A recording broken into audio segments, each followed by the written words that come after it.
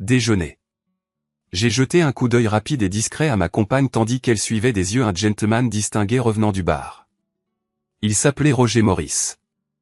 Il ne possédait aucune qualité remarquable, si ce n'est l'importance impressionnante de ses comptes bancaires, que l'on pouvait presque deviner à l'éclat impeccable de ses chaussures.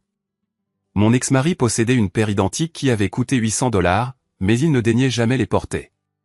Cathy appartenait à cette espèce d'arriviste de bureau nourrissant l'idée tout à fait banale que son physique de femme mariée et discrète constituait un billet à poinçonner sur l'échelle de Stern Corporation. Le défaut de son raisonnement résidait dans le fait que certains échelons de cette échelle, en particulier ceux proches du bas, étaient devenus si lisses et usés que même le moindre faux pas pouvait la faire dégringoler sur le dos, sombrant rapidement avec une facture d'avocat de divorce à $20 000 planant au-dessus de sa tête. Le fardeau financier ne pèserait pas sur Roger Morris, il s'en assurerait. Elle incarnait certainement les qualités requises, des courbes vibrantes et jeunes, et des hanches qui frôlaient le divin. Si j'étais un homme, moi aussi je coucherais avec elle, et je serais un imbécile de ne pas le faire. Roger saisissait toutes les occasions de coucher avec elle, et quand ce n'était pas lui, c'était l'un de ses clients. Tel est le prix à payer pour être une fille de la boîte. Elle acquiert un bureau plus grand et un compte de frais, mais elle le paie avec son corps, troqué contre des conditions contractuelles favorables. Cathy, tu as omis de m'informer que Val se joindrait à nous cet après-midi, dit Roger, son sourire triomphant et bestial évoquant un père fier. C'était une décision de dernière minute, Roger. J'étais affamé, et Dieu sait que j'adore les coquilles Saint-Jacques gratinées d'Antoine. Je lui rendis son sourire avec mon expression la plus discrète. Il avait déjà vu ce regard de près. Val, j'ignorais que tu connaissais Roger. Cathy affirma qu'elle n'avait pas besoin de savoir, mais si elle avait été au courant de la vérité, elle aurait compris qu'elle n'avait aucune raison d'être anxieuse. Oh oui, j'ai travaillé pour Roger. J'ai réalisé l'un de mes meilleurs boulots avec lui. Roger afficha son sourire de loup, dévoilant ses dents parfaitement couronnées. Val était la meilleure. Je suis certain qu'elle pourrait apprendre 2 ou 3 choses, dit Roger en caressant la cuisse de sa petite renarde, tandis que ses yeux tentaient de m'embraser. L'un des avocats d'affaires les plus en vue de la ville, ajouta-t-il avec suavité. Il déployait à présent son charme, envisageant probablement la possibilité de coucher avec 2 pour le prix d'une. Tel est le problème avec les mâles alpha véritablement talentueux. Ils se concentrent uniquement sur la profondeur à laquelle cet instrument d'acier de 20 cm va pénétrer, sans jamais considérer la puissance de l'organe situé 1 mètre plus haut. Le sourire de Cathy suggérait qu'elle était une cible facile pour n'importe quel spectacle que Roger se mettait en scène. Le serveur arriva avec nos boissons tandis que nous passions nos commandes pour le déjeuner au menu délicieux d'Antoine. Je portais un chemisier dont les 2 premiers boutons étaient défaits, offrant un aperçu subtil de ma poitrine couverte de dentelle. Je pouvais déchiffrer son expression et ses pensées. Je savais qu'il était excité. Je pouvais le deviner au léger emballement de sa respiration, et j'ai immédiatement su où son esprit s'était égaré. Oui, Roger et moi nous connaissons depuis un certain temps. Il m'a embauché juste après avoir obtenu mon diplôme de droit, m'a fourni une pile de bons de voyage et a placé mon postérieur à côté du sien 16 heures par jour. Ce n'était pas uniquement professionnel. Parfois, un peu de jeu s'intercalait, mais Roger, chéri, est un véritable maître dans son domaine. Il m'a épuisé au bout de 5 ans, mais je dois concéder qu'il m'a préparé à pratiquement tout ce que le monde juridique pouvait me lancer. Roger s'éclaircit légèrement la gorge et dit, « Tu étais la meilleure. » Le serveur apporta nos plats principaux, et nous continuâmes à apprécier le repas. Le fait est, continuai-je, quand on consacre autant de temps à un homme, on devient inévitablement sa femme de travail, qu'on le veuille ou non. Maintenant, ne vous méprenez pas. Roger est inégalable dans sa catégorie lorsqu'il s'agit de travailler avec une femme. J'observais Cathy, scrutant l'expression de son visage. Donc Roger surpasse la plupart des maris à certains égards, n'est-ce pas, Cathy ? Elle laissa échapper un rire de chaton avec un sourire impeccable et modestement innocent. Roger, lui, restait assis là, se délectant de sa propre importance. Est-ce qu'il t'a déjà retourné sur le ventre et plaqué au sol avec tout son corps ? Il possède précisément le physique adéquat pour cela. Peu d'hommes peuvent accomplir ça, n'est-ce pas ? Je dus réprimer un rire. L'excitation de Roger devenait de plus en plus manifeste. Cathy se décala légèrement sur son siège. Je m'en souvenais parfaitement. J'avais autrefois été comme elle, jeune, joyeuse, mariée et follement excitée, avec un mari bourreau de travail semblable au mien et un patron mâle alpha bâti comme un taureau en endurance, en confiance et avec cette énergie masculine magnétique. Je désirais tout cela ardemment, sans jamais envisager le prix ou les conséquences. Simplement, je m'en fichais. Roger m'a emporté dans son sillage et m'a mené dans cette pièce au-dessus des bureaux. Il ne me faisait pas l'amour.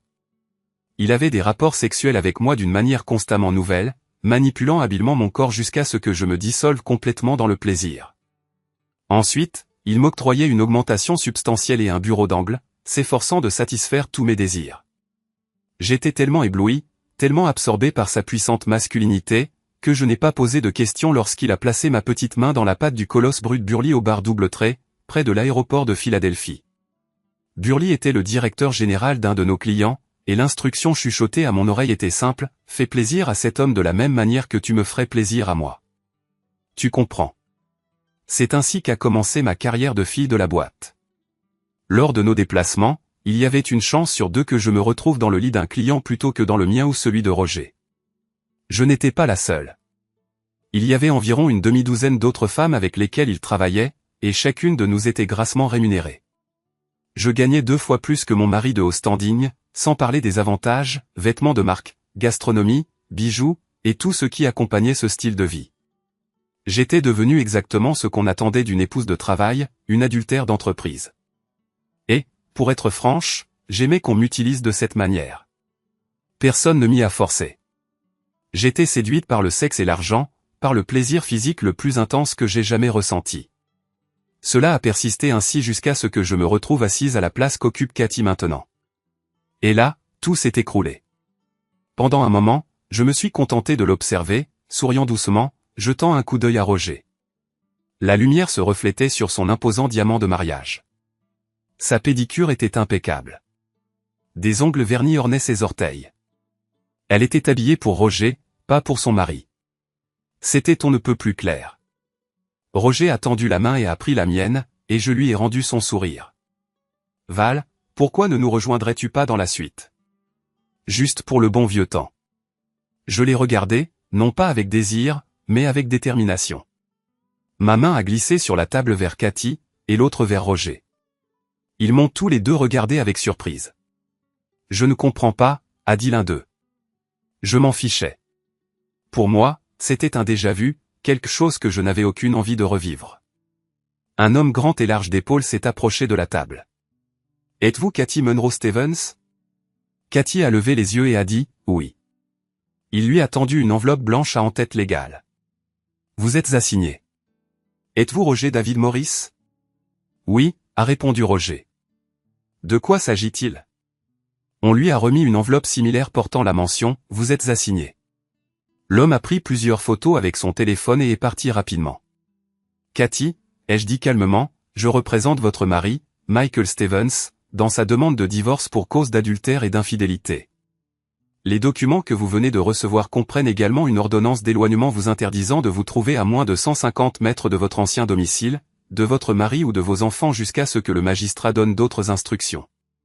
Roger, je représente votre femme, Marjorie Cole Morris, dans une requête similaire accompagnée d'injonctions judiciaires correspondantes. Mes cartes de visite sont incluses dans chaque enveloppe, ainsi que les cartes d'un des associés du cabinet qui s'occupera du dossier de votre conjoint devant le tribunal si cela va jusque-là. Les DVD contiennent une partie des preuves utilisées pour étayer ces dépôts. Je vous recommande à tous les deux de retenir les services d'un avocat, même si je suis sûr que vous le comprenez déjà. Quel genre de manigance essaies-tu de faire là, a sifflé Roger entre ses dents serrées. Le même genre de manigance que tu as monté pour toutes les femmes qui ont franchi la porte de ton bureau. Il y a 3 ans, j'étais assise exactement à la même place où Cathy est assise maintenant.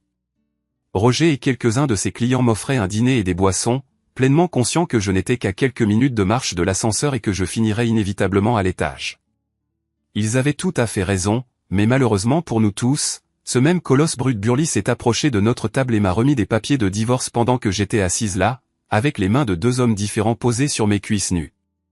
Après avoir pris quelques photos, l'homme s'est éloigné.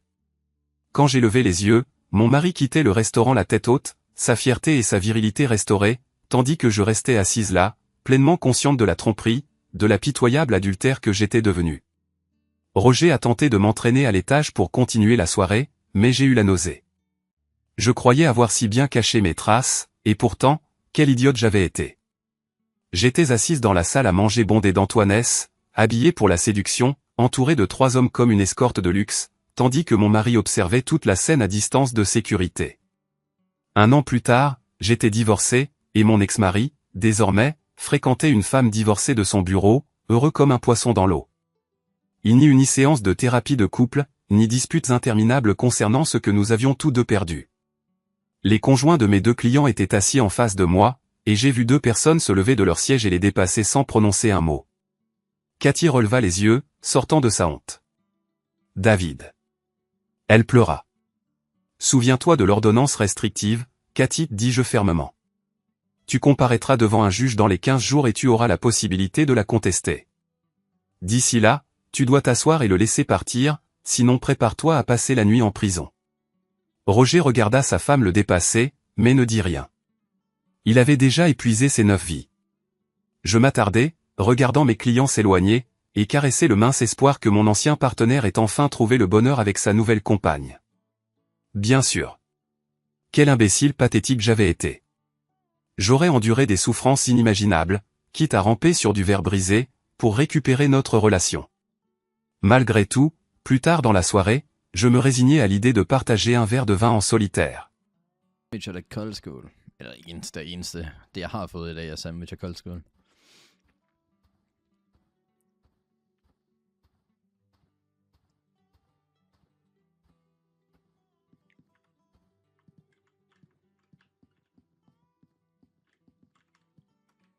Altså, det er jo lort, det her.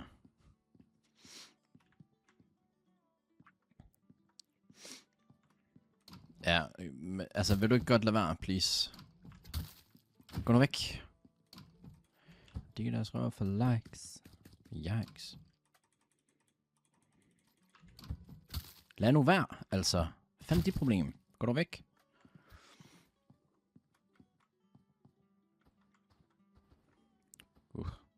Har legit McD-abstinenser.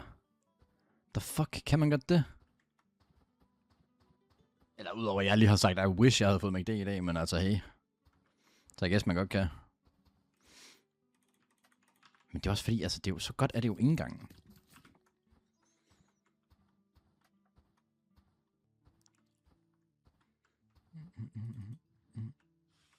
Det er da for lækkert. Ja, men... Kan vi ikke få en raffle mods? Gerne en på 40.000. Var inde på Torvets McD i dag. Altså Torvets McD, og... Puh, dem skal jeg sgu have på speed dial. Deres iskaffe er sgu goated. Dem laver de fandme godt dernede. Nice, Echo. Tak for den.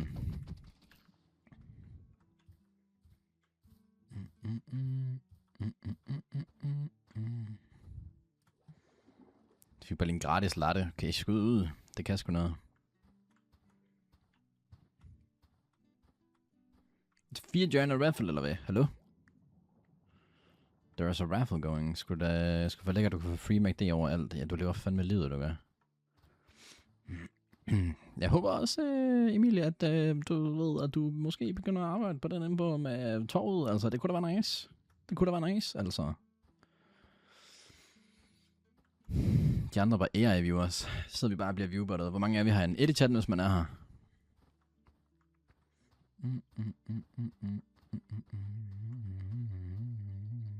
Det er lort, det her seed, jo. Nice, mand. Der er 5, der er her. Vi er oppe, jo.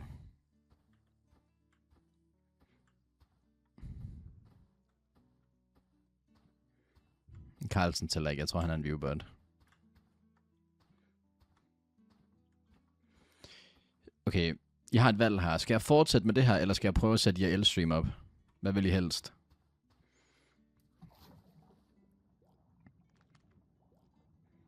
Fortsæt, woo. Okay.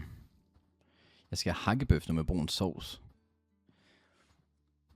Det lyder lækkert, men what? Jeg skulle godt nok ikke bruge noget varmt mad lige nu. Sæt IRL op. Jamen, jeg føler, at det ikke bare sådan noget, man gør off-stream.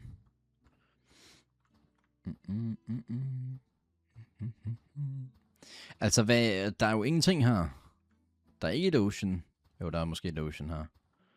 Der er ingen villages, der er ingen structures, der er ingenting. I don't know, hvor så er det så? For at høre folkets mening, er det ikke okay, eller hvordan? What the fuck? Hvad er du en hater-mis for? Og så jeg skulle gå hen noget koldt skål lige spise lidt. Har du fået ihjel setup? Ja. I have. Skal vi ud og lave noget, eller hvad så, Emilie? Jeg ved jo, du er så glad for at være på stream. Jeg er sgu træt af det her seed også, det mener jeg. Jeg suicider den. Det tager for lang tid, jeg quitter. Nu prøver vi igen, og hvis det er et dårligt seed, så er jeg ligeglad. Curling seed. Laver kun live Jasmine, sorry. Wow. Seriøst, hele den her chat er fyldt med gunners i dag, og det mener jeg. Også dig, Emilie. Hvorfor er den her så sød? Hallo?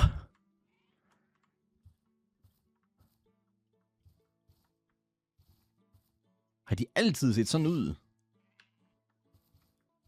En fodboldgolf med Emilie. Ja, fodboldspiller mod ikke fodboldspiller.